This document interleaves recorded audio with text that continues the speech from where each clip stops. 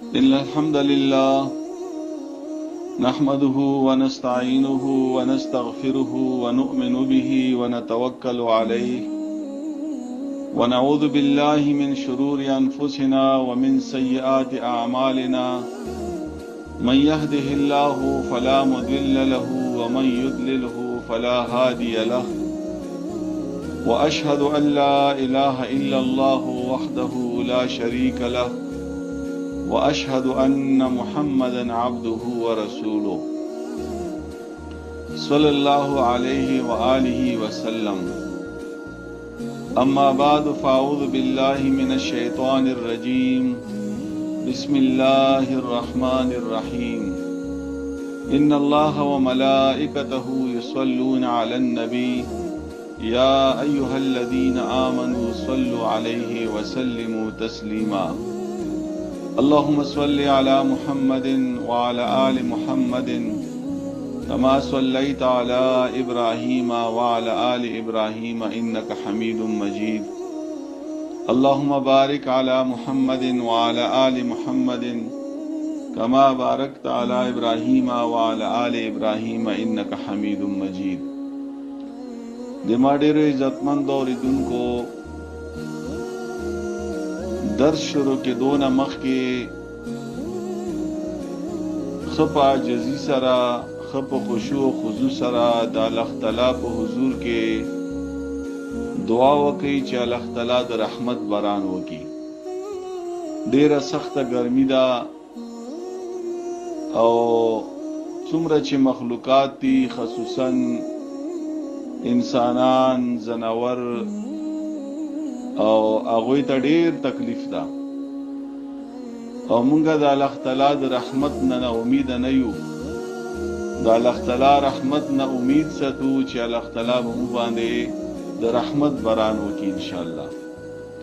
او چې کومه د ګرمي ده په دې کې به هم ډېر خیر وي مونږ د پاره، ځکه چې دا ګرمي دا هم د الله مخلوق ده. دا ګرمي چې دا هم الله پیدا کړی ده. نو چې الله پیدا کړی دا نو په دې کې به موږ د پاره ډیر خیر وي، په دې کې د الله خپل حکمتونه دي. نو الله په حضور کې دعا کوو چې یا الله تعالی په دې ګرمي کې موږ د پاره چې کوم خیر دا غو موږ تر ورسې، او په دې ګرمي کې چې کوم شر دا الله تعالی غ شر نه موږ بچ کی. او الله تعالی دې موږ ګناهونه معاف کړي، دې موږ ګناهونو د وجنا، دې موږ غلطیانو د وجنا ټول مخلوقات په تکلیف کې وي. الله تعالی دې موږ ګناهونه معاف کړي، الله تعالی دې موږ د موسم را یخ کړي، رسول کې روان دي. درس ته متوجه شي. د صحیح بخاری هفتوار درس په سلسله کې بنن ان شاء الله کتاب المغازی نا یو څو حدیثونه بیانو. صفحه نمبر 307 تاسو راوړئ 309. پدې کې باب دا باب ذهاب جرير الى اليمن.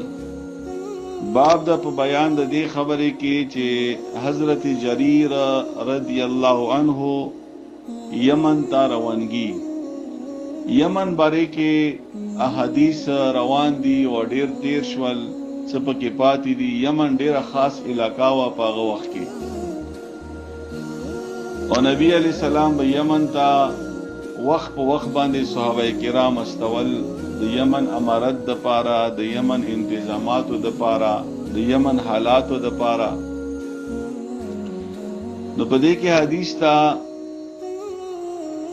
او دا حدیث چې دا حضرت جریر رضی الله عنه په خپل روایت کوي، قال غ فرمایي كنت بالیمن، فرمای چې زه په یمن کې وما، فلقیت رجلین من اهل الیمن، نو پاغه کې دو سړي وو چې هغه سره د ما ملاقات وشولو. ذا کلاعن و ذا عمر، چې دیونه ما وا ذا کلا او د بل نه ما وا ذو عمر. فجعلت احدثهم عن رسول الله صلی الله علیه وسلم، نو ما څه وکړل چې ما غو دواړو ته د نبی علیہ السلام حالات دا مرته بیانول، نبی علیہ السلام حالات مبینول، نبی علیہ السلام سیرت مبینولو چې نبی علیہ السلام د وجنا د نبی علیہ السلام چې کوم دین راوړی دا دغه د وجنا، نبی علیہ السلام چې کوم قرآن نازل شوی دغه د وجنا مونږ باندې څومره خیرونه، څومره برکتونه او څومره الله نعمتونه په مونږ باندې راغلل چې مونږ اسلام ته راغلو. نو دغه حالات مو چې بیانول، فقال لي ذو عمر، نو ذو عمر ما ته ویلو. اوس دا ذو عمر او دا ذو کلا دواړو نبی علیہ السلام قتل نه دا، خودی مسلمانان ایمان راوړی دا په نبی علیہ السلام باندې، خو قتل نه دا. نو ذو عمر ما ته ویلو لئن کان الذی تذکر من امر صاحبک لقد مر على اجله منذ 3. ډیر خاص حدیث تا، ډیر عجیبه خبرې دی پکې خه متوجه شو. د یای چې ذو عمر ما ته ویلو چې ته د چا په باره کې چې مو ته حالات بیانوي چې دا نبی علیہ السلام ده، نو کدا درست وي دغه حالات درست دي د ته چې بیانوي، نو 3 ورځې وشوي چې هغه وفات شوی ده. ذو عمر ما ته ویلو چې ته کوم کس باره کې، یعنی نبی علیہ السلام باره کې ته چې کوم حالات بیانوي، نو هغه کس چې دا یعنی نبی علیہ السلام 3 ورځې وشوي چې هغه وفات شوی ده. واقبل معي حتى اذا كنا في بعض الطريق، او بیا دې خبره کوي چې بیا هغه دواړه ما سره وو، نو زه روانم مدینه طرف ته. حضرت جریر رضی الله عنه فرمایي چې زه مدینه طرف ته روانم، هغه د 2 کسانم ما سره روان شو. چې ما سره روان شولو، رفع لنا ركب من قبل المدینه، نو مدینه طرف نه یو ډله روانه وا چې هغه مونږ ته مخامخ شولا. فسألناهم، نو مونږ هغوی نه پوښتنه وکړه، د مدینې ډلې نه مو پوښتنه وکړه د نبی علیہ السلام په باره کې چې آیا هغه رښتیا وفات شوی ده، یو مدینې کې څه حالات دي. فقالو، نو هغې ډلې ولا خلکو موته ویلو قبض رسول الله صلی الله علیه وسلم، چې نبی علیہ السلام وفات شوی ده. واستخلف ابو بکر، او ابو بکر رضی الله عنه چې دا هغه اوس خلیفہ مقرر شوی ده. والناس صالحون، او نور خیر خیریت ده. بس دغه 2 خبرې مونږ ته وکړې. یوه خبره دا وکړه چې نبی علیہ السلام وفات شوی ده، دویمه خبره دا وکړه چې ابو بکر رضی الله عنه چې دا هغه خلیفہ مقرر شوی ده. فقال، نو دې 2 کسانو ویلو، د کومو 2 کسانو؟ ذو کلا او ذو عمر. اخبر صاحبك أننا قد جئنا ولعلنا سنعود ان شاء الله. د 2 کسان چې دي دا اوس حضرت جریر رضی الله عنه سره وو، خو دوی ورته ویلو چې بس ته لاړ شه، مو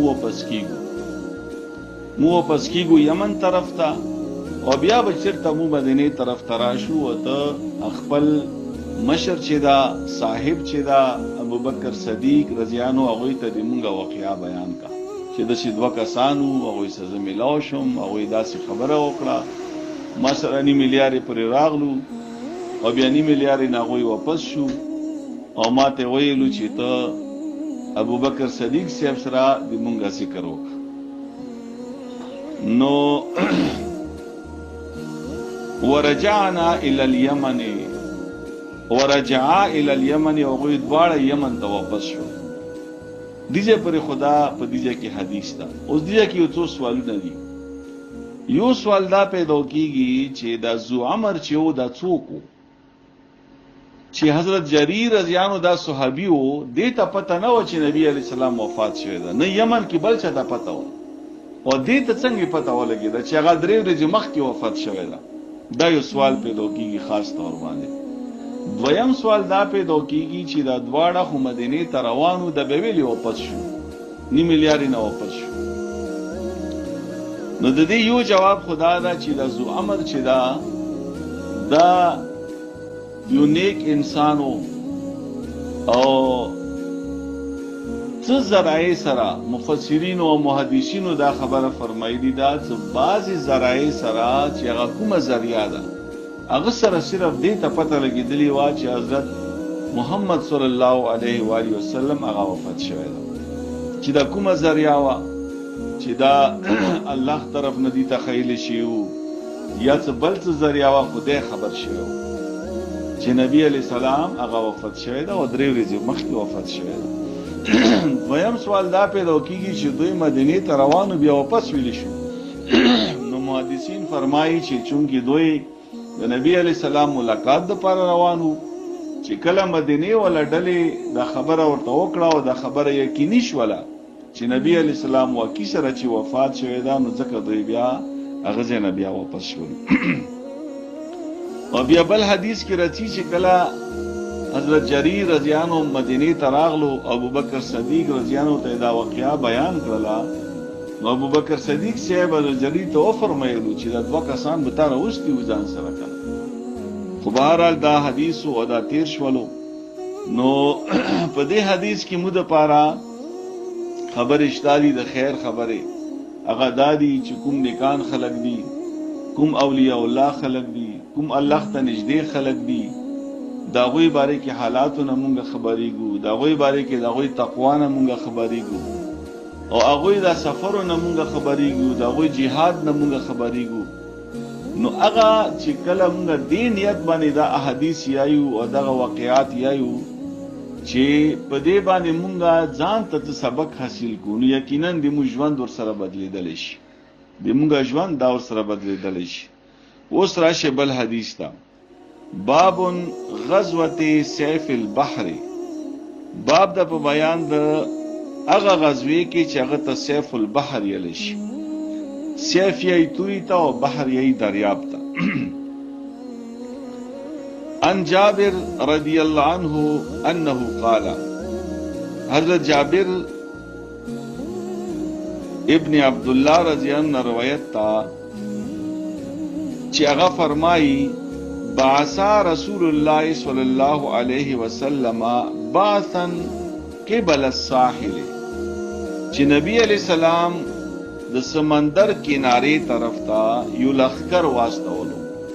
سمندر کنار نبی علیہ السلام به صحابه کرامو لخر استولې د صحابه کرامو ډله به استوله کله د جهاد په غرض باندې کله د دعوت او تبلیغ په غرض باندې او کله د معلوماتو په غرض باندې مختلف مقاصدو د پاره به نبی علیہ السلام د صحابه کرامو ډله یو طرف نه بل طرف ته استوله. نو دای و ډله نبی علیہ السلام واستوله د سمندر کنارې طرف ته او بیا فرمایي و امر علیهم ابا عبیده بن الجراح رضی الله عنه او د دې ډلې او د دې لخر چې کوم امیر مقرر کو داغه نامه ابو عبیده ابن جراح رضی الله عنه وهم 300 او دا لخر کې ټول 300 کسان دا 300 صحابه کرامو په دې لخر کې فخرجنا وكنا ببعض الطريق فنيزادو. نو دې فرمایي چې مونږه چې مدینې نه ووتلو نو مو په لارې کې وو چې موسی د سفر خرچا د سفر خوراک هغه ختم شولو لکه چې 300 کسانو او سمندر کنارې ته تلو یقینا چې دا لري سفر وو نو ځان سره دوی خوراک رخصته وو.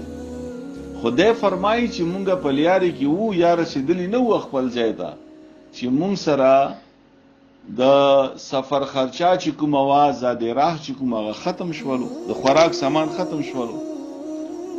فامر ابو عبیده نو ابو عبیده چې دا هغه مونږ ته حکم وکړو بازواد الجيش فجمع چې چا سره په دې لخر کې څومره چې خوراک پاتې ده ټول راجمع کوي ځای نو دی ټولو هغه خوراک راجمع کړل د 300 کسان چا څه تیشه پاتې و بس هغه راجمع کړل فکانا مزودی تمرن، نو دا ټول خوراک چې رجمع شو دا تقریبا یو دوی لفافې یا یو دوی تیلې وي چې هغه کې واچولی شي، دا ټول یو ځای ته رجمع شو، نو دا خوراک بیا هم کم و. نو بیا فرمایي فکانا یقوتنا کل یوم قلیلا قلیلا حتی فنیا، نو فرمایي چې مونږه به روزانه دا خوراک لږ لږ خوړلو تر دې حده پورې چې دا هم ختم شو. فلم یکن یصیبنا الا تمرة تمرة، بس دومره شی پاتې شو چې هر کس ته به روزانه یوه کجوره میلوېده، بس په یوې کجورې به به دوی پوره ورځ تېروله. نو یوه کجوره څه شی دي؟ خو دا خو صحابه کرام وو که نه. نو فقلتو، نو ما ورنه پوښتنه وکړله حضرت جابر نه، ما تغني عنكم تمرة، تاسو په یوې کجورې باندې څرنګې گزاره کوله؟ فقال، نو هغه ته ویلو لقد وجدنا فقدها حين فنیت، دا ویلو چې دا یوه کجوره چې وا دا هم موږ دپاره غنیمت و، چې یوه کجوره خو میلوېده، دومره سامان پاتې و چې یوه کجوره به میلوېده. نو دې ځای پورې خو دا خبره شوه. اوس په دې خبرې باندې لمونې یو څو خبرې کوو. ټولو نه اول خبره دا ده چې د اسلام چې موږ ته راغلی ده که نه، دا داسې اساني سره نه ده راغلی. دې دپاره پیغمبرانو، دې دپاره صحابه کرامو، دې دپاره د مونږه مشرانو ډېرې لویې قربانیانې کړي دي. اوس ته سوچ کوه چې سفرم ده، لوږم ده، تندم ده، ستړي هم ده، هر څه ده، او په ورځې کې یوه کجوره میلوېږي. نو چېرته یو کس دا ونه ویلو چې دا زه خو واپس کېږم، زه خو دا سفر نشم کولی. نه، د نبي علیه السلام داسې خبره یې منله، د نبي علیه السلام داسې محبت و د هغوی په زړونو کې، او چېرته په خپلو منځو کې جګړه هم نه ده کړي. ځکه چې کله شی کم شي که نه، بیا په هغه ځای کې د انسانانو منځ کې جنګ جګړه راشي.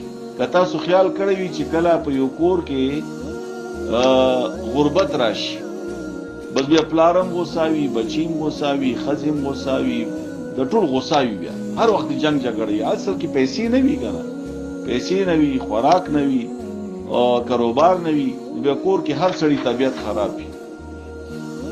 خو دا 300 کسان دي، خوراک نشته، سفر خرچه نشته، چیرې هم دا چا ونه ویلو چې دوی په خپلو منځو کې بیا په خوراک باندې جګړه وکړله، یا یو بل سره دا ویلو یا دا ویلو. او د امیر اطاعت یې داسې کولو چې امیر ورته ویلو چې دا ټول کسان چې یو د خوراک راجمع کړو یو ځای ته، نو چا سره به و چا سره به نه و. نو دا چا نه دی ویلي چې نه ما سره شته ده، د فلاني سره نشته، نو زه یې ویلې جمع کړم.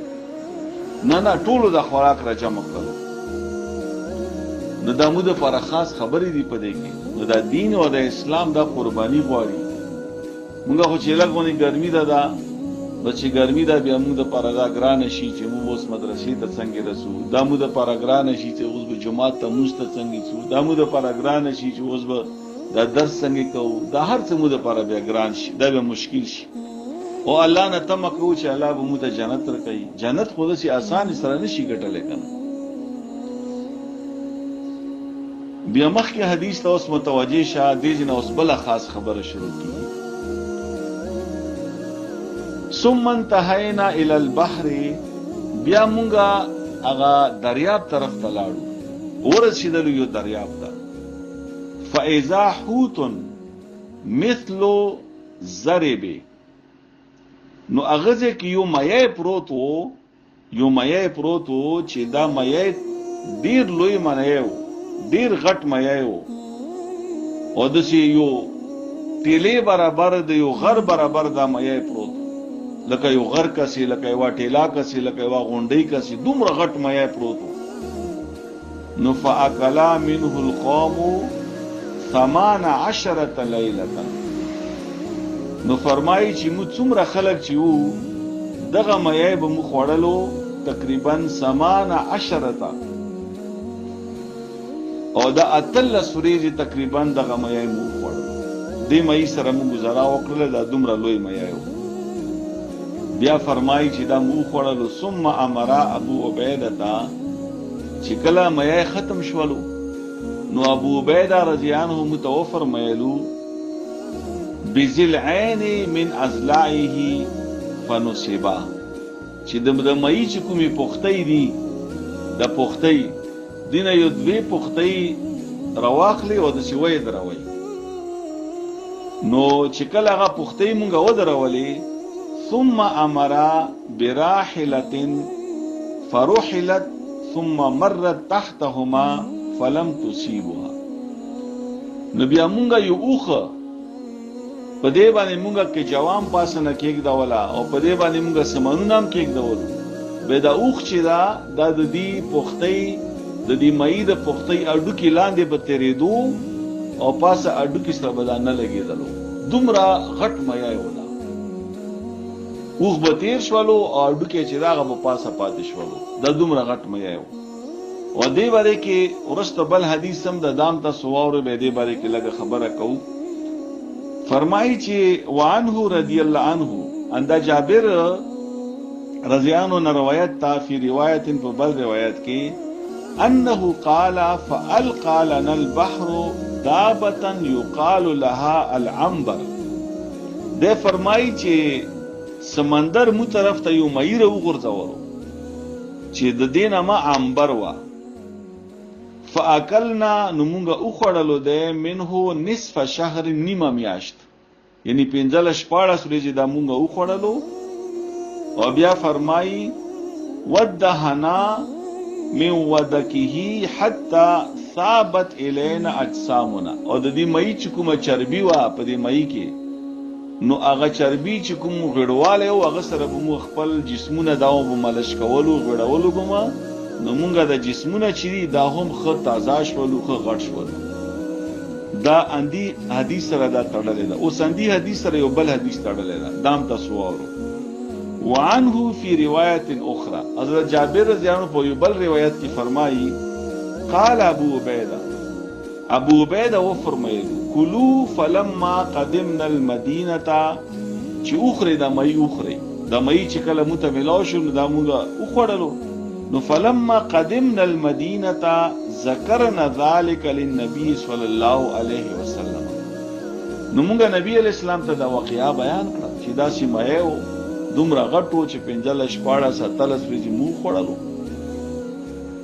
فقال نو نبی علیہ السلام فرمایلو کلو رزقا اخرجه الله. او تاسو اخره دا مې یعنی دا خمه کړی دي چې دا مخ پړلې ده. یعنی صحابه کرام زړه کې دا شک مو کنه چې دا مې مخ نه پروتو اسینا چې دا حلال او که حلال نو تازه مې خو نو. په یو حدیث کې دا راځي ته پروتو په یو حدیث کې دا راځي چې دریاب راو ګرځولو. بهر حال چې کله نبی علیہ السلام و فرمایلو چې اخرجه الله اطعمونا ان کان معکم. نبی علیہ السلام ورته فرمایي چې دا تاسو د پاره خوراکو الله طرف نه دا الله تاسو ته دا بندوبست کړو. بیا نبی علیہ السلام فرمایلو اطعمونا ان کان معکم متم لګراکو کتا سره وی متم لګراکو کتا سره فاتاه بعدهم بعدو فاكله. نو یو کسره څه ټوکړه وا د مې هغه نبی علیہ السلام ته ویل کړو. نبی علیہ السلام هم هغه ومنله. دا درې حدیثونه مو بیان کو د دې باندې استاد سلک ځان پوي کی ټول ناول خبره ده چې نن سبا باز خلق روتلی دي چې هغه ته منکرین حدیث ویل شي چې هغه حدیث نه مني. اوس دا حدیث هغه ته بیان کوي نه مني. نو چې کله هغه حدیث نه مني نو هغه بل ورځ یو خبره کړی دا چې مې حرام ده. مې چې دا حرام ده ځکه چې دا ذبح کیږي نه دا علالیږي نه لکه څنګه زناور به ذبح کوي. چونکی قرآن پاک کې دا ذکر دا چې زناور به ذبح کوي چې هغه وینه لاړه شي او بیا به وخوري. خو مې باندې کې دا خبره ده په حدیث کې چې د دې ذبح کولو ضرورت نشته. ځکه چې که ضرورت وای نو په دې ځای کې به نبی علی السلام به صحابه کرام ته ویلي وای کنه چې دا تاسو غلط کار کړی دا دا تاسو حرام خوړلې ده. نبی علیہ السلام خود دا ورته ویلو چې دا تاسو ته الله طرف نه رزق راغلی و، بل دا ده چې که تاسو سره لږ میی وي نو ما ته یې مرام. نو دا منکرین حدیث چې دي دې باره کې به تاسو بیدار اوسېږو. دا ډېر تیزی سره روان دي او دوی چې دي حدیث نه مني. نو چې حدیث نه مني نو دې د وجې نه دوی واده خبره هم کوي چې په قرآن پاک کې د اسولات ذکر چې راغلی ده د مونځ ذکر دی مطلب دا نه ده چې د کوم مونځ مو کوو، دی چې دې مطلب نظام ده. نو دې مطلب دا چې وخت به راشي چې دوی به مونځونه هم نه کوي. او دوی دا یایي چې قرآن پاک کې کوم د ذکر لفظ راغلی ده د دې دا مطلب نه ده چې د الله ذکر کوه. ذکر نه مراد دوی یایي چې دا نصیحت ده. نو دوی د الله ذکر هم نه مني، دوی د الله ذکر هم نه مني. او دوی دا اوس چې کوم د حج تیر شو دې باره کې دومره خبرې وکړې چې حج ته مه ځئ، دا پیسې خلکو ته ورکړو. نو د حج په خپله یو عبادت ده او خلکو ته پیسې ورکول دا په خپله یو عبادت ده. داسې نه ده چې یو عبادت دپاره ته بل عبادت پرېږده. څه وس د رسیږي حج هم کوه، څه وس د رسیږي خلکو ته پیسې هم ورکوه، صدقې هم. یو سړی به وي هغه باندې به حج فرض وي نو دا به حج خامخا کوي. بیا که بل کس ته د ورکولو دپاره پیسې وي که نه وي خو حج به بیا خامخا کوي. همداسې دوی د قرباني خبره وکړله چې اختر کې کومه قرباني ده دا مه کوئ، دا پیسې غریبانو ته ورکړي. دا ټول اصل کې دوی حدیث نه مني او دا خبرې ټولې په حدیثونو کې دي. قرآن پاک چې دا په دې کې د الله چې څومره احکامات دي د دې تشریح مونږ ته چا کړي ده؟ نبی علیه السلام کړي ده. په قرآن پاک باندې مونږ چا پوی کړي؟ نبی علیه السلام پوی کړي. په کوم ځای کې پوی کړي؟ په حدیثو کې پوی کړي. نو چې حدیث نه منې خو بیا خو قرآن هم نه منې که نه. حدیث چې نه منې نو قرآن به څرنګې ومنې؟ قرآن پاک په چا باندې نازل شوی ده؟ په نبی علیه السلام باندې نازل شوی ده. حدیث د چا خبرې دي؟ نبی علیه السلام خبرې دي. چا ورته خیلی دي؟ الله ورته خیلی دي. دلیل یې څه ده؟ دلیل یې دا ده چې په سوره نجم کې الله تعالی فرمایي وما ينطق عن الهوا، چې نبی علیه السلام دی خلکو ته ویلو چې زه ځان نه خبرې نه کوم، زه ځان نه خبرې نه کوم مګر زه هغه خبره تاسو ته کوم الا وحی یوحى چې کومه ما ته وحی کیږي. او دا خبره تاسو ته ما کړې وه چې څرنګې قرآن پاک وحی ده همدارنګې حدیث د نبی علیه السلام هم وحی ده. دوی حدیث نه مني. نو دې د وجې نه دې فتنې ته به تیار اوسېږي. ګوره دا فتنه ده او خلکو بیا عام خلک خو په دې نه پوهېږي چې عام سړي ته وایي چې قرآن منا او قرآن دپاره د حدیث ضرورت نشته ده. نو عام سړی خو چې دا خو ډېره ښه خبره ده به صرف قرآن بیایم. نه حدیث نه بغیر په قرآن پاک باندې پوهېدلی نه شي. چې حدیث نه وی نو مونږ ته به څرنګې پته لګېدله چې دا مایه حلال ده که حرام. دا خو په حدیث کې مونږ ته نبی علیه السلام وښیل. چې حدیث نه وی مونږ ته به د مونځ طریقه چا ښیله چې دا مونځ سحر 4 رکعته ده، 2 رکعته سنت ده، 2 رکعته فرض ده، ماسپښین دومره ده، مازدیګر دومره ده، ماښام دومره ده، ماسخوتن دومره ده. او مونځ کې به دومره رکعتونه دي او دومره پکې دغه پکې الفاظ یلی شي، دا پکې تلاوت یلی شي، دا په رکوع کې، دا په سجده چا خیلی دي؟ دا کوم ځای کې دي؟ دا مونږ ته نبی علیه السلام په حدیث کې خیلی دي، په حدیثونو کې دا مونږ ته خیلی دي. نبی علیه السلام د حج طریقه مونږ ته پورا مکمله په حدیثونو کې خیلی ده. داسې څومره چې مسائل دي، څومره چې تشریح ده دا نبی علیه السلام مونږ ته په حدیثو کې کړي ده. نو دې د وجې نه دغه فتنه ډېره زیاته شوې ده. دې باره کې و بیدار اوسو، په خپلو بچو باندې به خیال کوو، په خپلو نوجوانانو باندې به خیال کوو، په طالب علمانو باندې به خیال کوو چې چېرته څوک دوکان شي په دې کې. الله تعالی دې مونږ ته په دې حدیثونو باندې پوهه نصیب کړي. الله تعالی دې مونږ ته په دې حدیثونو باندې عمل کولو توفیق راکړي. واخر دعوانا ان الحمد لله رب العالمین. آمین. دعا وکړو یا الله تعالی د کومه حدیث مو څه بیان کړي، یا الله په دې باندې مونږ ته پوهه راکړي، په دې باندې مونږ ته عمل کولو توفیق راکړي. او یا الله تعالی په دې کې چې کوم احکامات دي، په دې کې کوم مسائل دي، په هغه باندې الله مونږ پوه کړي. او یا الله تعالی دا درس د خپل دربار کې قبول او منظور کړي. یا الله تعالی دې مونږ ټول مشکلات آسان کړي. یا الله تعالی دې مو ټول مشکلات آسان کړي، یا الله تعالی ته د مشکلات او آسانون کې ته د مو مشکلات آسان کړي، یا الله تعالی ته حاجت روای د مونږه حاجتونه پورا کړي، یا الله تعالی ته روزي رسانې د مونږه په رزق کې برکت واچي، یا الله تعالی ته مستجاب الدعاء، یا الله دعا قبلون کې، یا الله تعالی ته دې مو دعاګانې قبول کړي، یا الله تعالی دې مونږه ټوټه پوټه مات ګور د عبادتونه قبول کړي، او یا الله مو په زړه کې اخلاص پیدا وکړي، یا الله مونږه ریا نه بچ کړي، مونږه منافقت نه بچ کړي، مونږه د دین مخالفت نه بچ کړي، مونږه هر قسم فتنو نه بچ کړي، یا الله دې مونږه بچ کړي د دې فتنو نه، یا الله تعالی څوک چې بیماران دي شفای کامله او عاجله ورته ورکړي، یا الله تعالی څوک چې بیماران دي شفای کامله او عاجله ورته ورکړي، یا الله څوک چې بیماران دي شفای کامله او عاجله ورته ورکړي، یا الله څوک چې قرضدار دي قرض نه اخلاص کړي، یا الله څوک چې قرضدار دي قرض نه اخلاص کړي، یا الله څوک چې قرضدار دي قرض نه اخلاص کړي، یا الله د چا روزګار نشته حلال او روزګار ورته ورکړي، یا الله د چا روزګار نشته حلال او روزګار ورته ورکړي، یا الله د چا روزګار نشته حلال او روزګار ورته ورکړي، او یا الله که د چا روزګار شته نو ته پکې ډېر خیر او برکت واچي، یا الله د چا روزګار شته ته پکې ډېر خیر او برکت واچي، یا الله تعالی څومره چې مردگان شوي دي یا الله تعالی دې وبخي، ته ورته مغفرت وکړي، یا الله قبر کې ورسره رحم معامله وکړي، یا الله څومره چې ژوندي دي مسلمانان یا الله تعالی ته ورته خیر پېښ کړي، یا الله ته ورته عمرونه ډېر ورکړي ایمان سره او صحت سره، یا الله تعالی عالمي کفر ته هدایت وکړي، که هدایت قابل نه وي یا الله تعالی ته نیست نابود کړي، ته تباہ او برباد کړي، یا الله تعالی مسلمانانو باندې رحم وکړي، یا الله مسلمانانو باندې رحم وکړي، یا الله مسلمانانو باندې رحم وکړي، یا الله موږ په کورونو کې څومره مسلې دي، څومره مشکلات دي، څومره اختلافات دي، څومره جنگ جګړې دي، یا الله تعالی ته په مینې محبت سره بدلې کړي، ته په خیر او خیرات سره بدلې کړي، یا الله ته مو هر شر نه بچ کړي، هر خیر مو تر ورسوي،